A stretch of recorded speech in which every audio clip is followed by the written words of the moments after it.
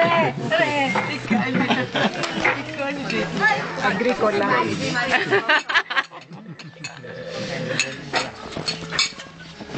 Δεν μπορεί να το πιστέψει ότι όλο αυτό είναι. Και η Μαρία τώρα έρχεται. Αυτό δεν νιώθω. Τώρα θα με δούμε. Μπράβο, κοντά. Για τον Αντώνη. Λίγο να περάσω.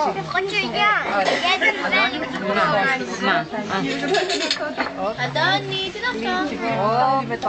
Για σένα. Κάτσε. Πρώτος ο Αντώνης, Κάτσε Αντώνη. Θέλει και η Τατιάνα εδώ, κοντά να κόψει και για την Τατιάνα. Να κόψουμε τώρα για όλοι. Α, εγώ το δικαίωμα. Μα η Τατιάνα δεν θέλει.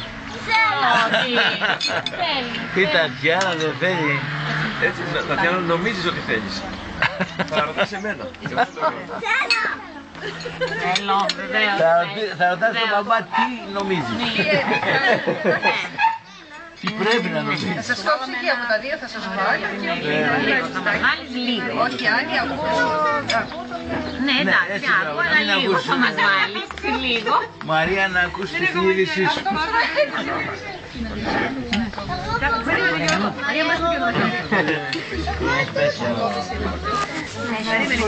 Τα παιδάκια θα κάνουν